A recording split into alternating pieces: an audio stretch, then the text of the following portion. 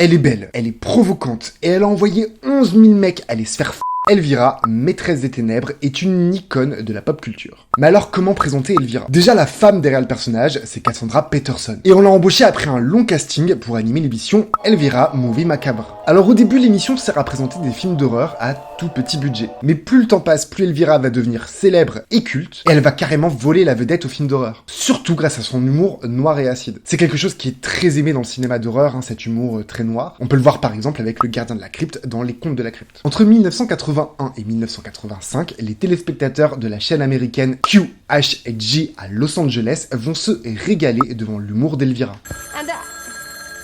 Excuse me a minute. Hello, who is it? Oh, it's only you. It's that chump, the program director.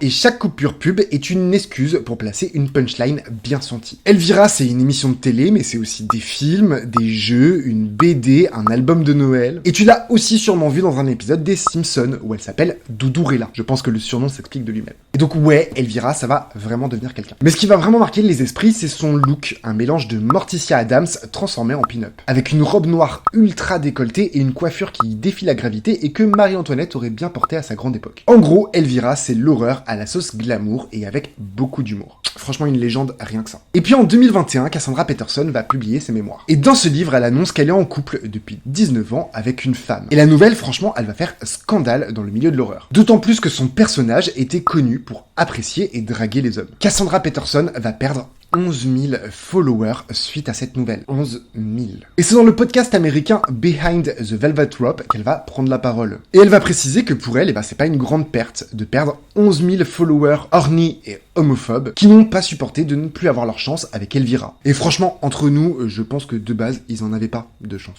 Et elle va aussi raconter qu'elle a reçu pas mal de DM de mecs bien vénères qui ont vécu ce coming out comme une trahison. Ils vont accuser Cassandra Peterson de nous avoir menti durant tout ce temps, d'avoir joué un rôle. Et spoiler, ouais, en fait, Cassandra Peterson, elle a joué le rôle d'Elvira. Sorry les gars. Alors à côté de tout ça, pour finir sur une note un tout petit peu plus positive, Cassandra Peterson, suite à cette annonce, elle a aussi gagné 60 000 followers. De quoi relativiser un tout petit peu. Sinon, pour finir, moi je tiens un compte qui s'appelle Very Nasty Stories que tu peux suivre sur TikTok et sur Insta, et je parle de la culture LGBTQ+, dans le cinéma d'exploitation. Donc franchement, hésite pas.